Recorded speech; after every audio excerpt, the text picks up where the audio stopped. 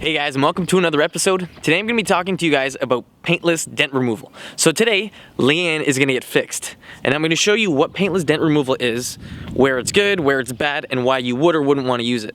So on Leanne, there's a couple dents that happened from that guy that threw the rocks at me. And if they're small dents, just like this, right here, you can use PDR, which is paintless dent removal, to get rid of it. Now let's see if I can you see the little dent?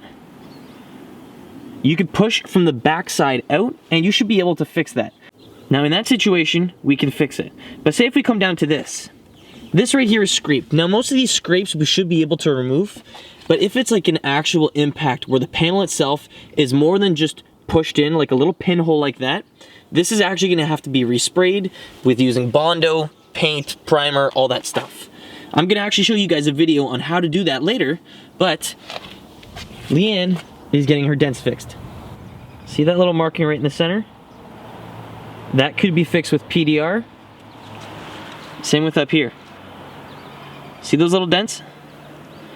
You should be able to go from the back side of the panel, push it out, and this should be all flat. Now I've got my dent guy coming by. His name is Greg, and he's gonna be taking care of Leanne. He's gonna be pushing all of those dents out. So to get started on the paintless dent removal, the entire panel needs to be clean so that you can see a good reflection off of the panel.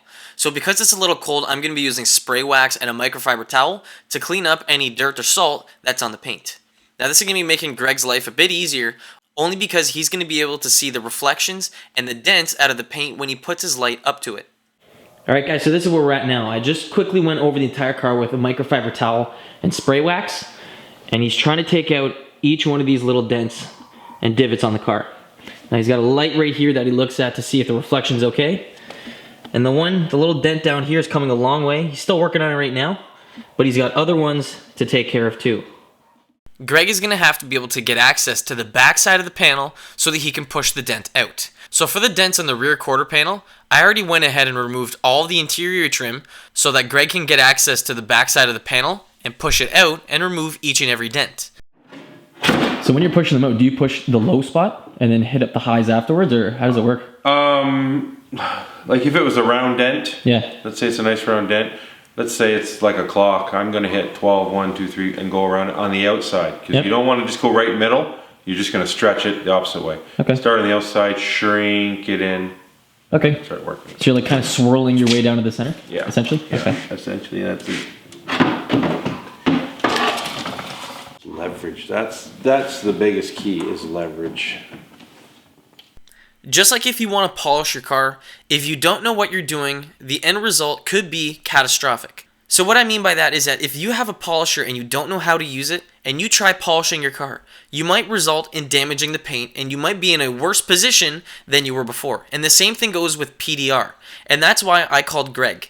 Greg has been doing this for 20-something years, and he's got a lot of experience under his belt at doing this stuff. And that's why I called him up.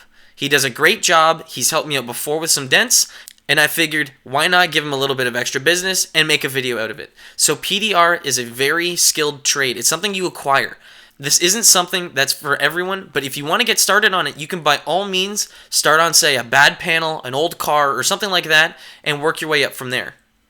You can see that Greg is working from the backside and working the metal so that he's pushing it out and trying to smoothen out all those dents. And you can also see that he's angling the dent in the light, so when he's pushing on the metal, he can see any movement that's happening. He's pushing on the metal a little bit at a time, and each one of these small little pushes is eventually going to make the big picture look a lot better. So these little pushes here and there in the metal is going to make the panel smoothen out completely and get rid of the large dents that we have in the metal. Because dents come in various different shapes and sizes, Greg has to compensate for that by using many different kinds of tools to remove each and every one of these imperfections. Now what about the dents that you can't really get access to from the back? How do you get rid of them? Well, in this circumstance, what you're going to have to do is drill through the panel on the side through the door jamb, and then you're going to have to plug it up later to make sure there's no hole. You can see that right here, Greg is setting a center punch, and then he's going to later drill through it with the drill. With that said and done, there's going to be a little hole in the door jamb that Greg can stick his PDR tool through.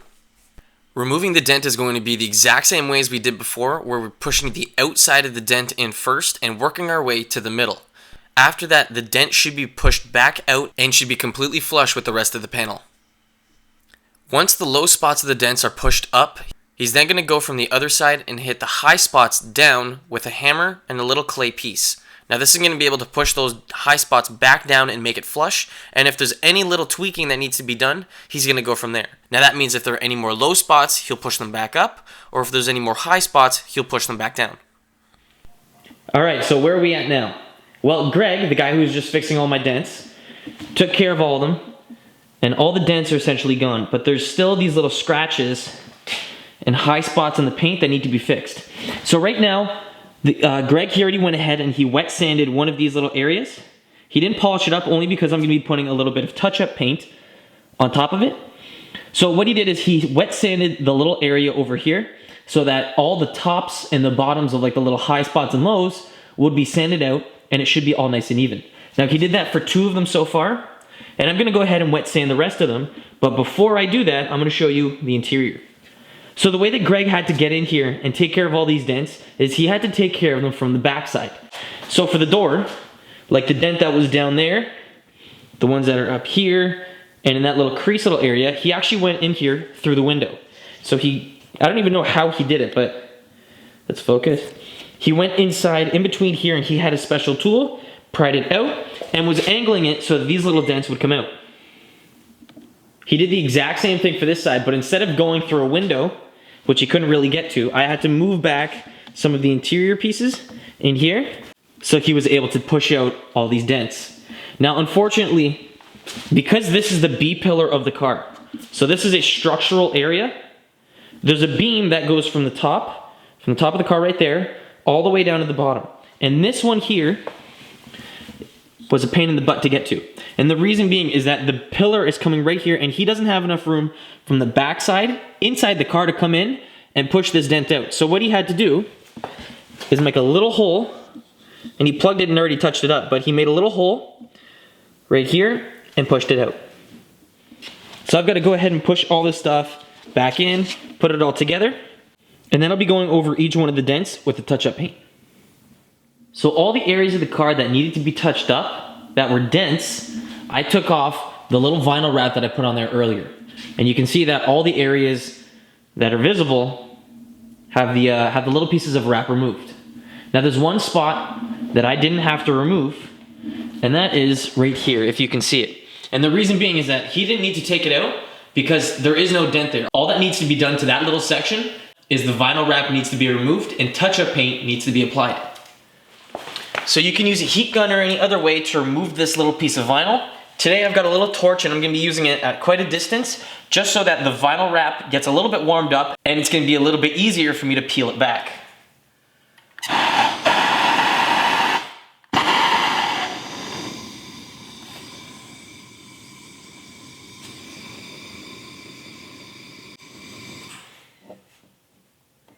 And it shouldn't be getting that hot, you just need it slightly warm so the wrap is a little bit softer and you can peel up one of the sides.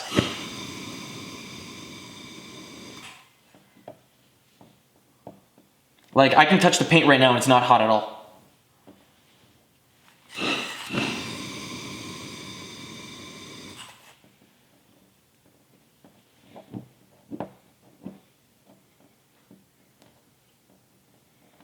Just find the corner and then slowly and carefully peel it back. You can see that this essentially band-aided the entire painted area and covered up the little piece of exposed metal underneath. Now, if this is the first little area that I want to clean up and take care of first, what I need to do is make sure that the entire area is clean of any kind of dirt or contamination so that the paint that I applied to this little area is going to stick properly. So what I've got right here is 70% isopropyl alcohol and a microfiber towel. Spray some IPA onto the towel and then wipe down this area to get it immaculately clean. And this is going to remove any dirt, any wax, any sealant, anything that I have on the paint. And so that when I apply the touch-up paint, it's only going to stick to that little bare metal and it's not going to have any problems adhering. So there are multiple ways that you can apply the touch-up paint to the actual little area that's exposed. Now right here I've got a little touch-up stick. What's it called? This is actually called touch-up paint, and this is a Honda product. This is the exact same color as my car. So this is CBP, which is Crystal Black Pearl, and it's got the touch-up code paint on the little label.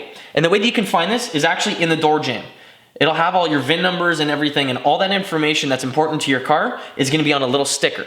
It's gonna show you exactly what paint code you need for your car. So if you go to your local dealership, you pick up one of these paint pens, it'll come in the little paint format, and if you open it up, you get like a little nail polish brush, just like that.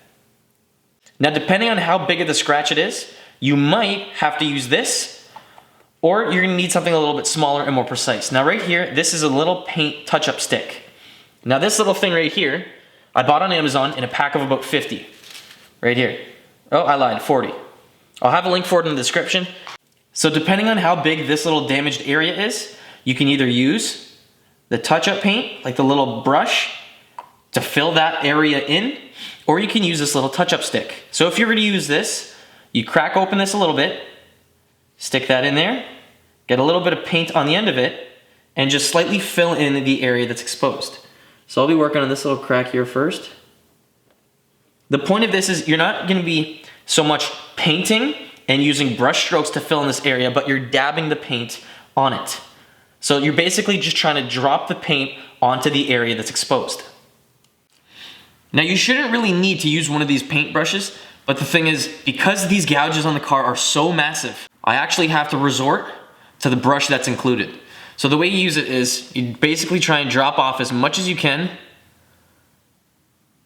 and you're just filling up this little hole. Now you're not trying to fill up the entire thing in one shot, but if you can, that works. You don't want too much paint on there where it globs over. You just want enough so that it fills in the areas that are exposed. And afterwards, we'll sand this down. But pick up as much as you can. You only need a little bit of paint on there to get the job done. Now this is gonna be a slow process, but take your time. There's no rush. Something that I like doing too is as soon as you dab a little bit on there, if you grab one of those paint touch-up sticks, you can smear it around and apply it into the areas that are very intricate. And that way you're not gonna have to get a lot of paint on there and you're not gonna have to sand down a lot down the road. So get it and just move the paint around into the hard to reach areas.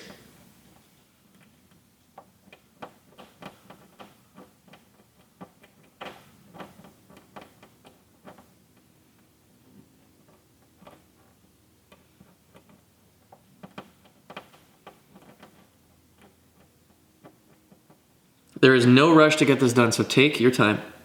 The more time and the better of a job you do here, the easier it is going to be down the road when we need to sand this down. So if you just keep piling up more and more paint onto this little area, you're going to be sanding down a lot more. You're going to be sanding down a lot more paint than if you were to take your time and slowly apply a little bit of the touch-up paint at a time. Now I'm not going to lie, I went a little bit too heavy on this spot. You can see how this, not running, but you can see that it's a glob. So if you get in that situation, just try and remove as much as you can. You just need it enough to get you by. You don't need to basically fill in the entire crevice. Now I'm gonna move on to this one right here. You do the exact same process. So because I've got a huge gouge right here, I still can't believe how big this is. Because I've got a big gouge, I can flake off a decent amount of paint from the brush, apply a little bit on there, and then I'll spread it out in 2 seconds with that finer brush that I have. So that's all you need right there. Grab your brush and try and fill out and push the paint around to the other parts. Actually, I think I might need a little bit more. Wow, that's a very deep gouge.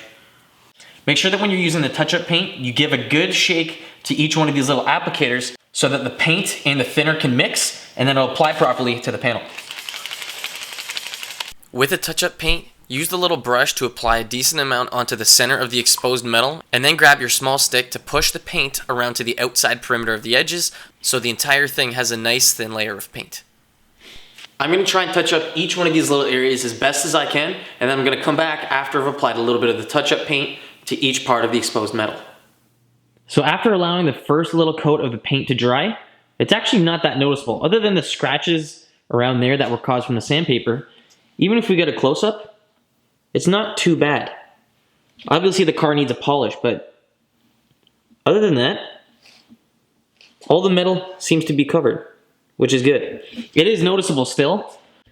If you step back, you can't tell. Now to make each and every one of these little gouges of the paint that are gone, to make them all flat again, you're gonna have to put down a decent amount of touch-up paint in order to fill it out and make it smooth. Now you're probably gonna have to go back 2 or 3 times with the touch-up paint to really smoothen it out and flatten it out. You're gonna wanna make a little bit of a bulge on top of the actual area that's damaged. And the reason being is that you're gonna want it above that so that when we sand it down, we can sand down the peak and make it flat. So like even in here, you can actually feel that the paint and the metal is pushed in.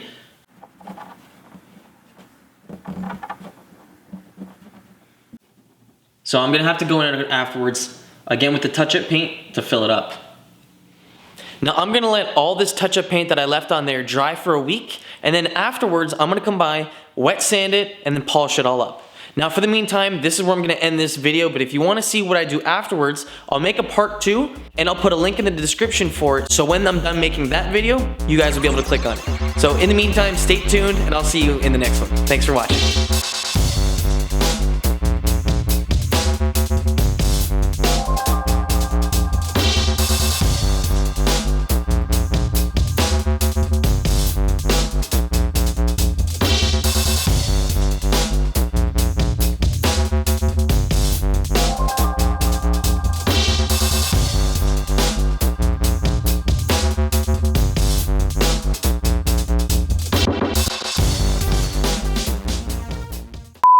Alright, let's go. Leanne. Okay, before we get to that, what do you guys think? I still haven't even driven the car more than, what, like just the 2 seconds of moving the car from the garage to out here. I got new brakes. It's lowered. The Golf. It's coming along pretty nice. Next up is that rust, because that is really bugging me. I gotta fix that soon. But in the meantime, we got this girl to take care of. What the hell is this? Get out of here.